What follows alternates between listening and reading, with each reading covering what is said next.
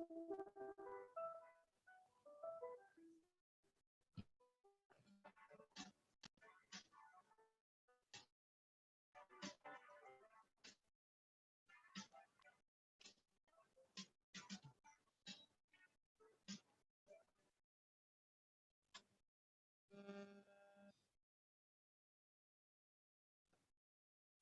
Good morning. मेरा नाम है कौस्तुमी संजय कांबले। मैं सगो बर्वे मार्ग मनपा हिंदी माध्यमिक शाला कुर्ला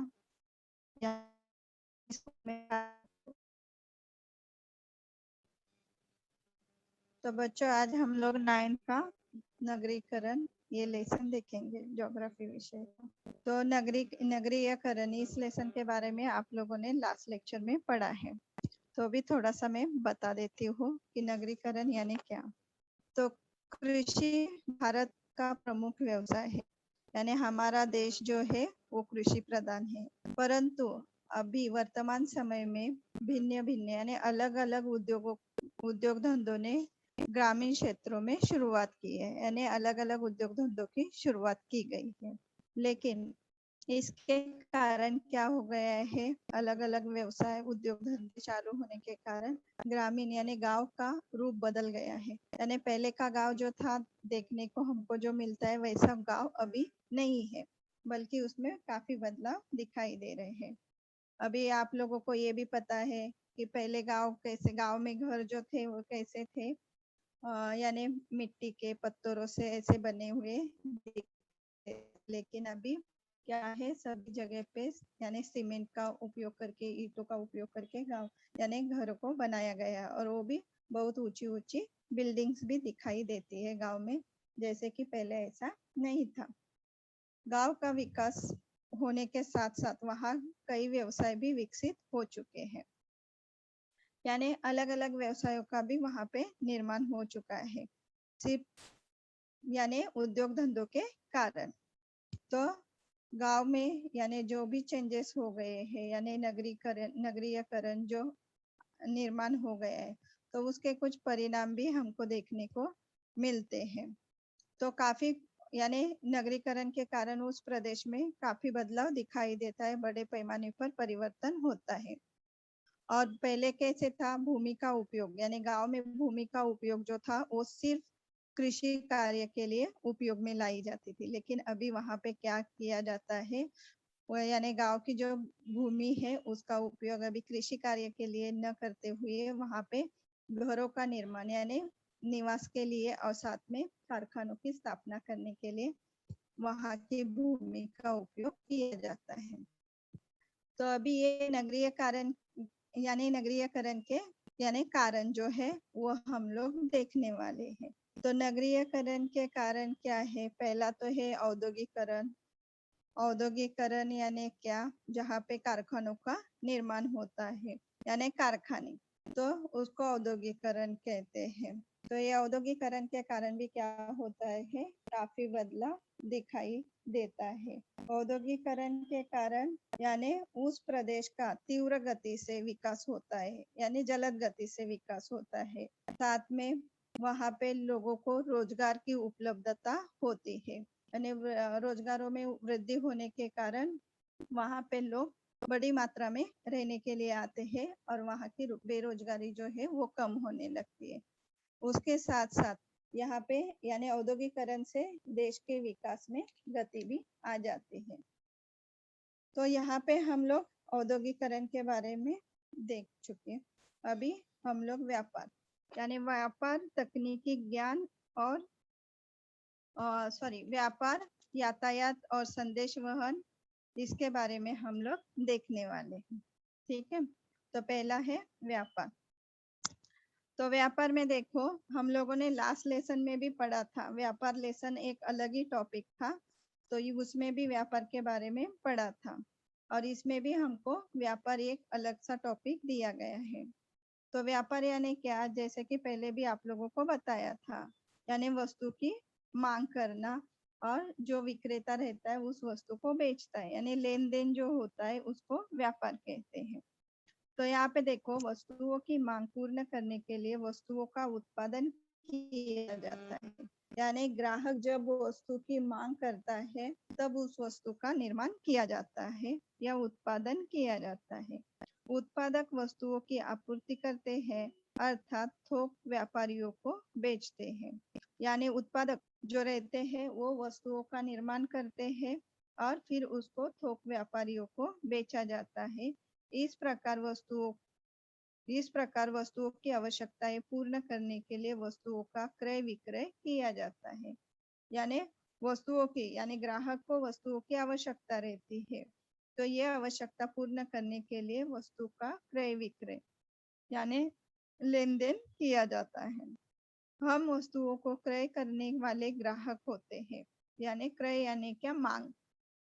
हम क्या करते हैं, वस्तुओं को मांग करते हैं, इसके लिए हम लोग ग्राहक रहते हैं। उसी प्रकार वस्तुओं के उत्पादन व विक्रय करने वाले विक्रेता होते हैं। यानी जो वस्तुओं का उत्पादन करता है उस वस्तु को बेचता है, उसको विक्रेता कहते हैं। ग्राहक और विक्रेता वस्तुओं का क्रय विक्रय अथवा लेन देन करते हैं, इसे ही व्यापार कहा जाता है। यानी ग्राहक और विक्रेता इन दोनों के बीच में जो यानी लेन देन किया जाता है यानी क्रय विक्रय होता है, उसको ही व्यापार कहा जाता है। उसके बाद देखो आगे, व्यापार यह एक आर्थिक क्रिया है। यानी ये आर्थिक, क्योंकि व्यापार से लेन देन होता है। यानी जैसे कि हम लोग वस्तु खरीदते हैं तो उसके बदले यानी विक्रेता जो रहता है वस्तु को देता है और हम लोग क्या करते हैं, उसके बदले पैसे देते हैं। तो इस तरह से ये आर्थिक क्रिया हो गई। समाज में लोगों का आर्थिक जीवन एक दूसरे पर निर्भर होता है। यानी सब लोग, कोई भी व्यक्ति परिपूर्ण नहीं रहता जिसके पास सब कुछ है। उसको किसी न किसी चीज की जरूरत पड़ती है और वो उसकी मांग करता है, उसके लिए उसको यानी दूसरे पर निर्भर रहना ही पड़ता है। तो समाज में ऐसे ही लोग हैं यानी जिनको सभी चीजों के लिए या किसी न किसी चीज के लिए एक दूसरे पर निर्भर रहना पड़ता है। कोई भी प्रदेश अथवा देश स्वयं पूर्ण नहीं होता। तो देखो, कोई भी देश या प्रदेश यानी स्वयं पूर्ण यानी परिपूर्ण नहीं होता। यानी किसी न किसी वजह से वो अपूर्ण रहता है, उसको किसी न किसी चीज की जरूरत पड़ती है। तो उसके यानी लोगों की आवश्यकताएं पूर्ण करने के लिए दो देशों के बीच व्यापार की आवश्यकता होती है। तो यही लोगों की आवश्यकताएं जो रहती है वो पूर्ण करने के लिए दो देशों के बीच व्यापार की आवश्यकता होती है। यानी उस देश में रहने वाले जो लोग रहते हैं उनकी जरूरत पूरी करने के लिए तो एक देश दूसरे देश के ऊपर निर्भर रहता है। यानी जिस देश में यानी जो वस्तु नहीं रहेगी उसकी मांग वो दूसरे देश से करता है। तो इस तरह से एक देश दूसरे देश के ऊपर निर्भर रहता है। प्रत्येक देश की भौगोलिक स्थिति अलग अलग होने के कारण प्रत्येक प्रदेश में किसी न किसी विशिष्ट वस्तुओं का उत्पादन होता है। तो प्रत्येक देश की भौगोलिक स्थिति अलग अलग होने के कारण प्रत्येक देश में किसी न किसी विशिष्ट वस्तुओं का उत्पादन होता है। तो ये भौगोलिक स्थिति यानी हर देश में भौगोलिक स्थिति या हर प्रदेश में भी बोल सकते हैं हम लोग कि भौगोलिक स्थिति अलग अलग होती है।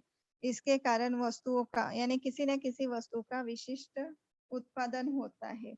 हर एक वस्तु का उत्पादन होता है ऐसा नहीं है। तो इसके कारण वस्तुओं की मांग करना पड़ता है। इसके लिए एक देश दूसरे देश के ऊपर निर्भर रहता है। उसके बाद हम लोग देखेंगे क्षेत्र के विस्तार अनुसार यानी किस तरह से व्यापार होता है। तो वस्तुओं का क्रय विक्रय विविध स्तरों पर किया जाता है। उसके आधार पर स्थानीय, विभागीय, राष्ट्रीय और अंतरराष्ट्रीय ऐसे व्यापार के प्रकार किए जाते हैं। तो यहाँ पे क्षेत्र के अनुसार विविध स्तरों पर यानी क्रय विक्रय का विभाजन किया गया है। स्थानीय यानी आप लोगों को पता है यानी जैसे कि हम लोग लोकल देखते हैं उस प्रकार से। विभागीय यानी ये प्रांत का है। राष्ट्रीय देशांतर्गत और अंतरराष्ट्रीय यानी देश के बाहर अन्य राष्ट्रों के साथ। तो ये व्यापार के प्रकार हो गए। अभी ये व्यापार। तो देशांतर्गत व्यापार में देखो, यानी देश के अंतर्गत चलने वाला व्यापार। तो एक ही देश में विभिन्न प्रदेशों के बीच यह व्यापार होता है। यानी एक ही प्रदेश रहता है लेकिन एक ही देश रहता है लेकिन उसमें जो अलग अलग प्रदेश यानी क्या, जैसे हम लोग राज्य कह सकते हैं, तो अलग अलग राज्यों के बीच में ये व्यापार होता है। देश का क्षेत्रफल, संसाधनों की उपलब्धता, विविधता और वितरण, इनका परिणाम देशांतर्गत व्यापार पर पड़ता है। तो यहाँ पे जो यानी देश का क्षेत्रफल रहता है और साथ में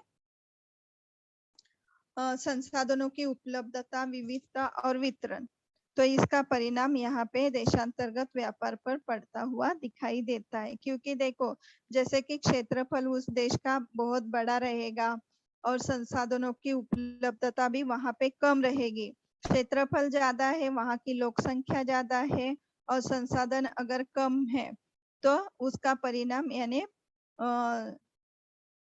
क्या बोलते हैं, उस प्रदेश पर पड़ जाता है। फिर वो प्रदेश जो है वो अन्य प्रदेश से क्या करता है, उस वस्तु की मांग करता है।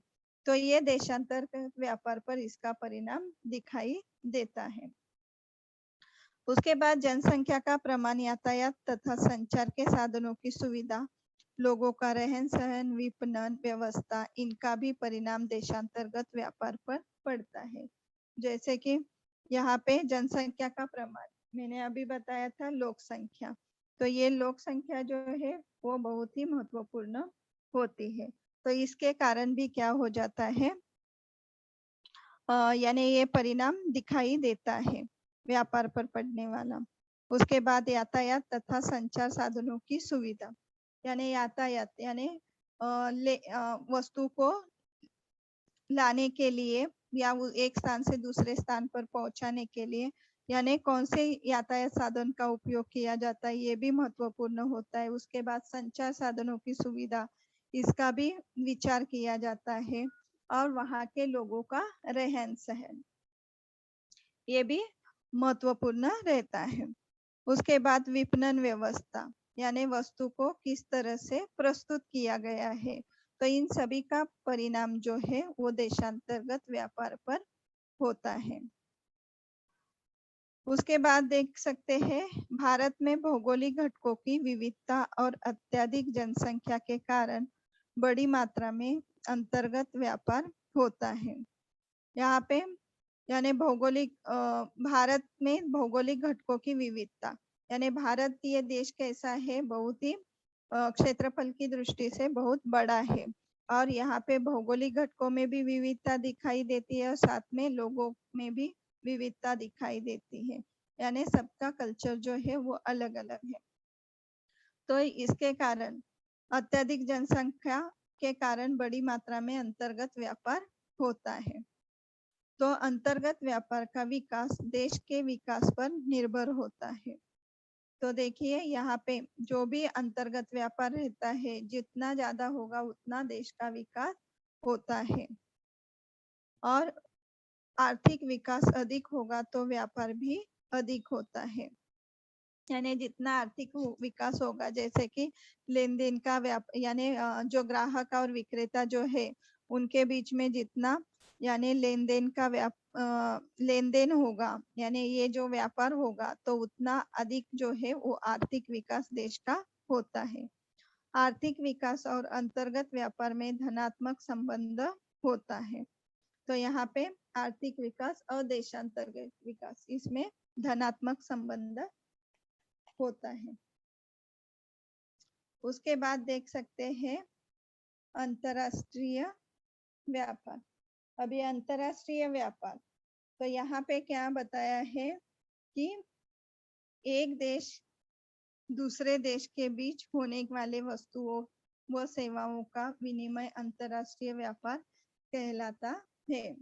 यानी देखो यहाँ पे क्या बताया है कि अंतरराष्ट्रीय व्यापार यानी एक देश का दूसरे देश के साथ जो वस्तुओं का या सेवाओं का विनिमय होता है, विनिमय यानी लेन देन होता है, उसको ही अंतरराष्ट्रीय व्यापार कहते हैं। तो यहाँ पे देख सकते हैं अंतरराष्ट्रीय व्यापार की प्रक्रिया स्थानीय स्वरूप के व्यापार की अपेक्षा कठिन होती है। यानी हमने स्थानीय स्वरूप के व्यापार कैसे होते हैं, यानी देशांतर्गत व्यापार कैसे होते हैं, तो उसके बारे में देखा। तो उसके मुकाबले यानी ये जो अंतरराष्ट्रीय व्यापार की प्रक्रिया जो है वो थोड़ी कठिन होती है। यह व्यापार दो अथवा अधिक देशों के बीच में होता है। कुछ देशों में विशिष्ट वस्तुओं का अतिरिक्त उत्पादन होता है,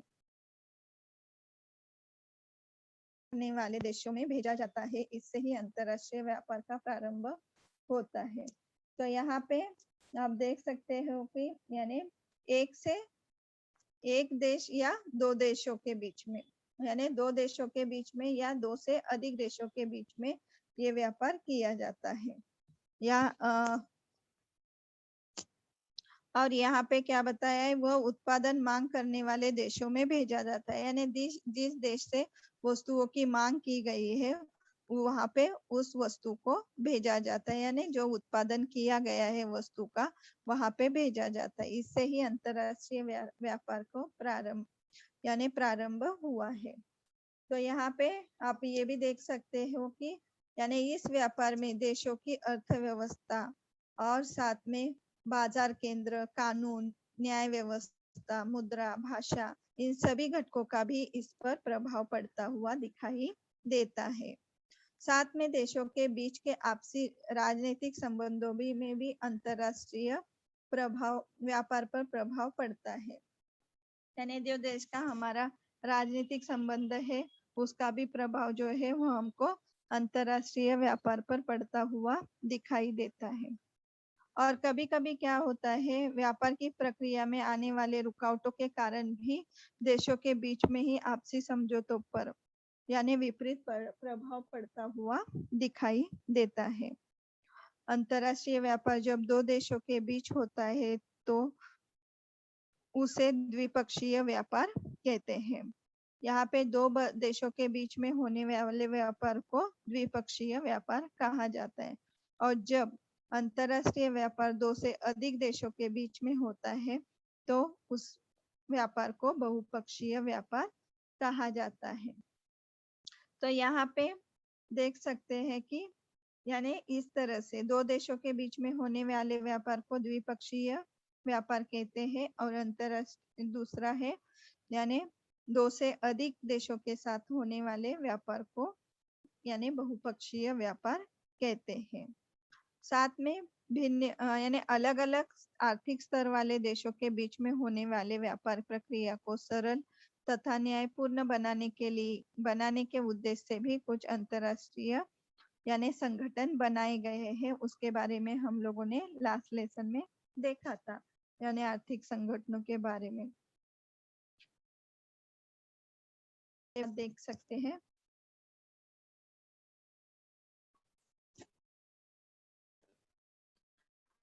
यहाँ प्रदेश में वस्तुओं लाने, लेने, उतारने, चढ़ाने तथा संग्रह करने हेतु परिस्थितियां होती है।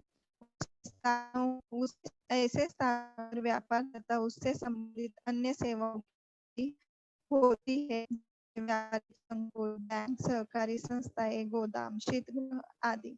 तो आपको को पता है कि यानी व्यापार के बारे में हम लोग देख रहे हैं।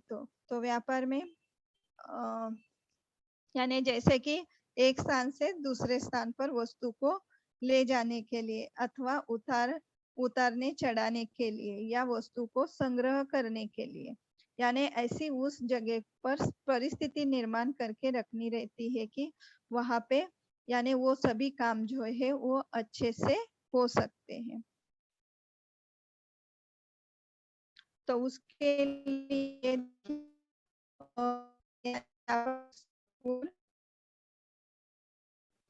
बैंक, संस्थाएं और साथ में गोदाम, शीतगृह आदि, तो इनका निर्माण करना जरूरी होता है। क्योंकि जब किसी वस्तु को वहां पे लेके जाते हैं तो उसको संग्रहित करने के लिए यानी काफी समय तक अगर उसको एक जगह पे रखना है तो उसके लिए गोदाम की जरूरत होती है। तो जरूरत होता है बना कोई नाशवंत रहेगी, यानी खराब होने वाली वस्तु रहेगी तो उसके लिए शीतगृह की भी आवश्यकता रहती है, तो वहां पे शीतगृह भी निर्माण करने होते हैं। साथ ही साथ सड़कें, होटल, निवास आदि घटकों में भी वृद्धि होती है। यानी जैसे कि व्यापार बढ़ता है तो वहां पे यानी सड़कों का भी निर्माण करना पड़ता है, यानी सड़कों का भी निर्माण होता है, होटल भी होते हैं, निवास और इन सभी घटकों में वृद्धि होती है। जैसे कि कोई एक गांव है, वहां पे यानी कारखानों का निर्माण तैयार हो गया तो वहां लोग काम की तलाश में आ जाते हैं, वहां पे लोगों को काम मिल जाता है। तो काम मिलने के कारण फिर वहां पे यानी लोग रहने के लिए आ जाते हैं, तो वहां पे घरों का निर्माण करना पड़ता है। कारखाना तैयार हो गया तो वहाँ कारखाने में बनने वाली वस्तु एक स्थान से दूसरे स्थान पहुंचाने के लिए यानी सड़कों का निर्माण करना पड़ता है। और फिर लोगों के खाने पीने के लिए वहां पे होटल का निर्माण हो जाता है, फिर घर उनके रहने के लिए घरों का निर्माण हो जाता है। फिर यानी सभी लोग क्या करते हैं, यानी अपने परिवार को भी लेके आ जाते हैं, तो फिर परिवार में बच्चे आ जाते हैं तो बच्चों का स्कूल आ गया तो फिर वहाँ उस जगह पे स्कूल का निर्माण किया जाता है। साथ में अस्पताल का निर्माण भी हो जाता है। यानी एक एक जरूरतें जो है वो उस जगह पे पूरी तरह से यानी बनाई जाती है और फिर उस क्षेत्र का नगरीयकरण में रूपांतर हो जाता है।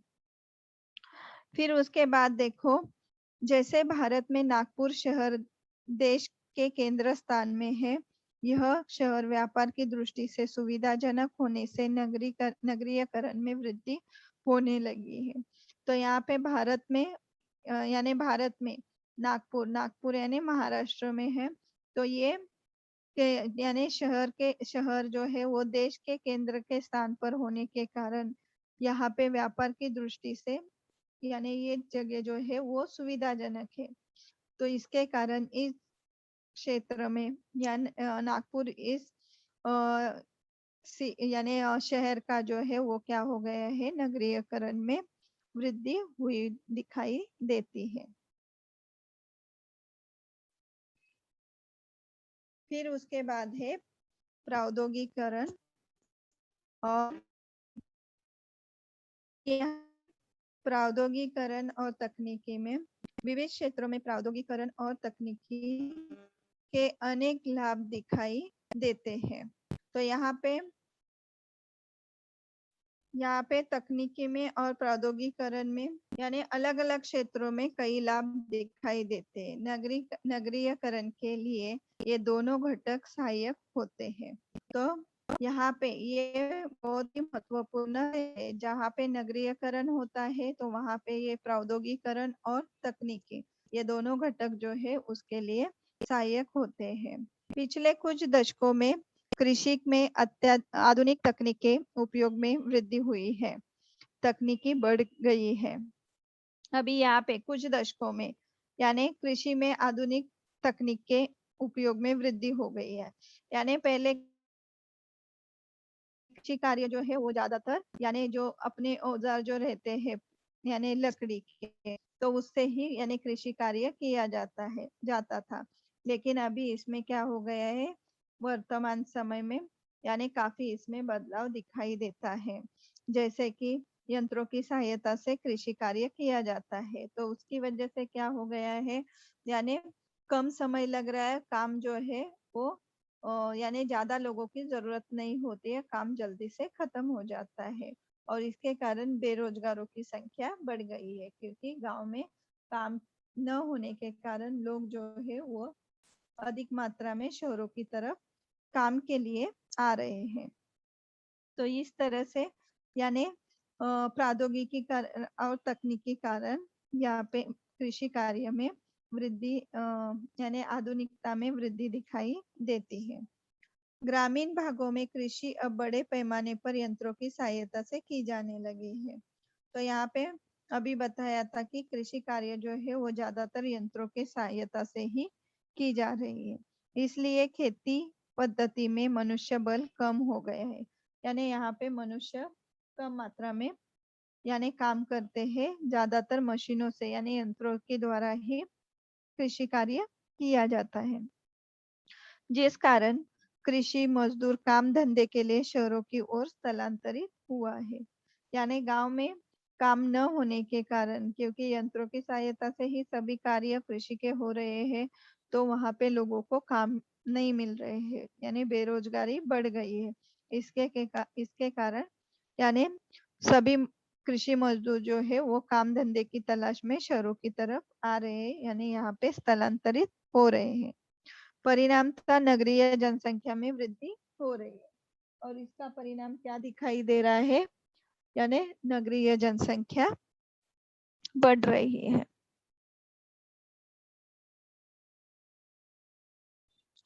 फिर उसके बाद देखिए यातायात। अभी यातायात और संदेश वहन, तो यातायात और संदेश वहन में, यातायात के बारे में तो आप लोगों को पता ही है। यातायात यानी क्या, यानी जिन देखो अभी यहाँ पे जिन बस्तियों या गांवों में सड़कों, रेल मार्गों आदि यातायात के साधनों का विकास होता है, वहां नगरीयकरण तेज गति से होता है। यानी जहाँ पे यानी यातायात के लिए सड़कों का, रेल मार्गों का, यानी इन साधनों का उपयोग अधिक मात्रा में होता है या विकास होता है, तो वहां पे नगरीकरण तेज गति से होता है। ये नगरीकरण के लिए यातायात जो है ये एक महत्वपूर्ण घटक है। तो वो बस्ती रहने दो या गांव रहने दो, वहां पे अगर सड़क निर्माण हो गई, रेल मार्ग निर्माण हो गया, तो उस जगह पे यानी नगरीयकरण का विकास बहुत ही तेज गति से होता है।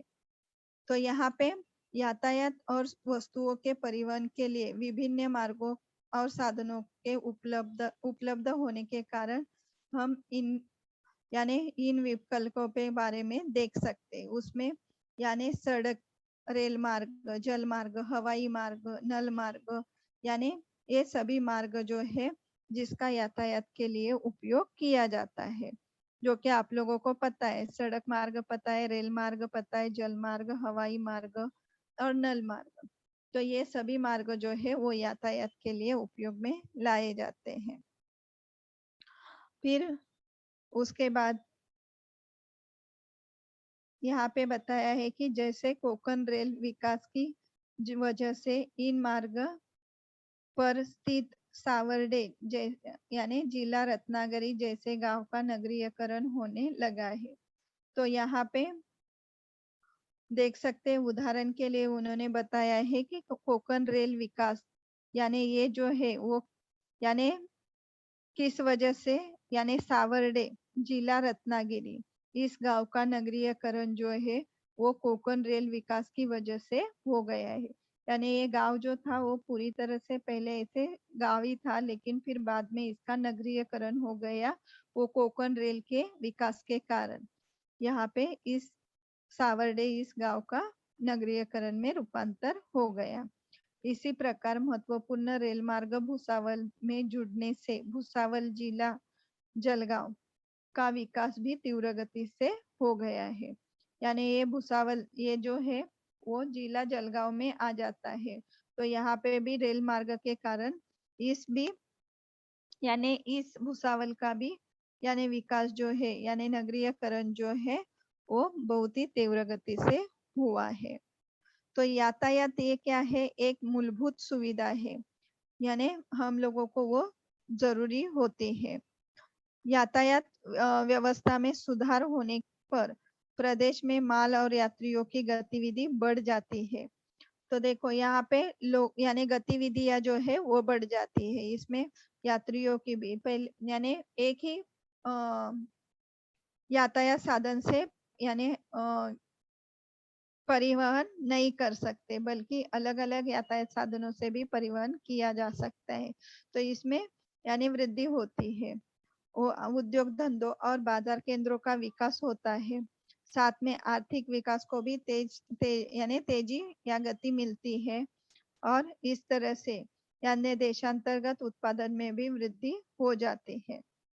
यानी हर एक व्यक्ति अगर यानी यातायात के लिए यानी यातायात साधनों का उपयोग करता है यातायात करने के लिए, तो वो यानी क्या करता है, पैसे देता है, टिकट निकालता है, तो वो सारा पैसा जो है वो देश के विकास में काम आ जाता है। यातायात और वस्तुओं के परिवहन के लिए विभिन्न मार्गों और साधनों के उपलब्ध होने के कारण हम इनके विकल्पों पर विचार कर सकते हैं। यानी जैसे कि विकल्प बताए थे, तो ये अलग अलग विकल्प है, उसमें सड़कें, रेल मार्ग, जल मार्ग, हवाई मार्ग, नल मार्ग, तो ये विकल्प बताए थे, तो इसके ऊपर हम लोग विचार। उसके बाद है संदेश वहन। तो संदेश वहन जो है ये भी बहुत ही महत्वपूर्ण है कि आधुनिक युग में संचार माध्यम अथवा सूचना प्रसारण एक महत्वपूर्ण बात मानी जाती है। तो अभी आधुनिक में यानी संचार माध्यम के लिए, अभी संचार माध्यम यानी एक संदेश जो है वो दूसरे स्थान पर पहुंचाना या पहुंचाना, इसको संदेश वहन कहते हैं। यानी अपना जो है वो एक जगह से दूसरी जगह पे पहुंचाना, तो उसको संदेश वहन कहा जाता है। तो अभी ये आधुनिक युग में ये संचार माध्यम जो है अथवा सूचना प्रसारण, संचार माध्यम यानी संचार माध्यम के आधारभूत सुविधा है। उसमें देखिए, आप देख सकते हैं मोबाइल। तो मोबाइल जो है वो बहुत ही महत्वपूर्ण है संदेशों का आदान प्रदान करने के लिए। अभी आप लोगों को पता है, यानी मोबाइल के द्वारा आप लोग डेली मैसेज भेजते हो एक दूसरे को, गुड मॉर्निंग, गुड नाइट, है ना। या आपको एक ही समय में बहुत सारे लोगों को मैसेज देना है, तो उसके लिए भी यानी आप लोग ग्रुप बनाते हो, एक मैसेज भेज दिया, यानी मैसेज पहुंच जाता है जिसको यानी आप लोगों को बताना है यानी उनको। तो ये मोबाइल भी है, एक क्या है, संदेश वहन का बहुत ही अच्छा माध्यम है। उसके बाद दूरदर्शन पर विभिन्न कार्यक्रमों को दिखाई देना, मौसम संबंधी जानकारी प्राप्त होना आदि कार्यों का कृत्रिम उपग्रहों की सहायता से ही एक ही समय में होना संभव हो गया है। यानी एक ही समय पे दूरदर्शन पे आप लोग टीवी देखते हो, तो टीवी पर आप लोगों को बहुत सारी जानकारी मिलती है, लेकिन वो यानी सभी लोगों तक एक ही समय में पहुंच जाती है। तो ये सब किससे पॉसिबल है, कृत्रिम उपग्रहों के कारण। एक कृत्रिम उपग्रहों के कारण ही हम लोग क्या करते हैं, इस तरह से सभी जानकारी जो है वो दे देते हैं। उसके साथ साथ मौसम संबंधी जानकारी, जैसे कि बारिश अधिक हो रही है, तो उसके बारे में भी हम लोगों को पता चलता है। हम लोग देखते हैं टीवी में कि क्या न्यूज में क्या बताया जा रहा है, उसके आधार पर हम लोगों को पता चलता है कि अभी बारिश कितनी होने वाली है, अब बारिश कितनी होके चली गई। तो ये सारी जानकारी जो है वो हमको मिल जाती है। तो भारत सरकार online trading, payment, money transfer आदि को प्रोत्साहन दे रही है। अभी यानी भारत सरकार जो है ऑनलाइन ट्रेडिंग, यानी जैसे कि ऑनलाइन ट्रेडिंग किया जाता है। ट्रेडिंग यानी क्या, जैसे कि शेयर्स को बेचना, खरीदना, ये सारी चीजें जो है वो ऑनलाइन की गई है।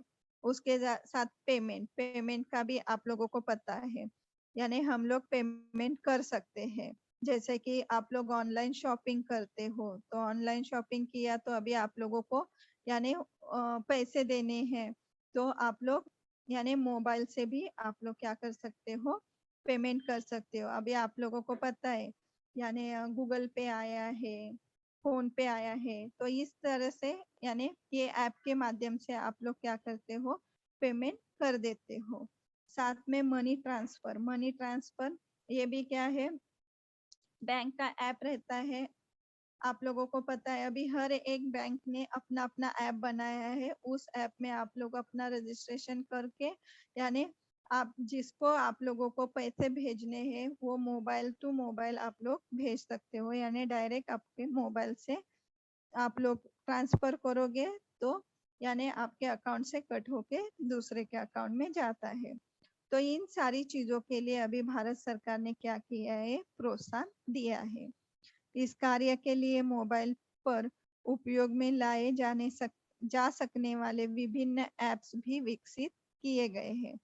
तो यहाँ पे यानी इस कार्य के लिए यानी मोबाइल में ही बहुत सारे ऐसे ऐप लाए गए हैं जिससे ये कार्य जो है वो बहुत ही सुविधाजनक हो सके। साथ में आप लोग यानी वीडियो कॉन्फ्रेंसिंग द्वारा भी क्या कर सकते हो, एक साथ ही बहुत सारे लोगों के साथ यानी बात कर सकते हो। अभी वो भी पता है आप लोगों को, यानी जैसे कि आप लोग एक व्यक्ति से नहीं, एक से अधिक लोगों के साथ इस तरह से बात कर सकते हो।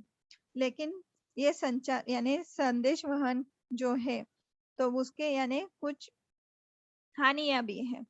जैसे कि हमने अभी फायदे ही देखे, लेकिन उसके कुछ हानियां भी है। उसमें यानी बहुत सारी जगह पे क्या किया जाता है, यानी ये अंतरजाल जो रहता है उसके ही माध्यम से यानी इंटरनेट द्वारा ही क्या किया जाता है, यानी अपने ईमेल को हैक किया जाता है या यानी फंसाया जाता है, चोरी भी हो जाती है और साइबर आक्रमण या साइबर क्राइम जो है वो भी बहुत अधिक मात्रा में होते हैं। तो इस तरह से यानी ये अंतरजाल में यानी इंटरनेट पे बहुत सारी यानी चीजें जो है वो हानियां भी पहुंचाती है।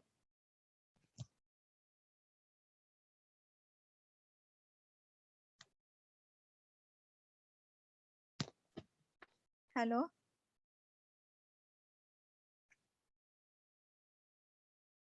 हेलो। ठीक है।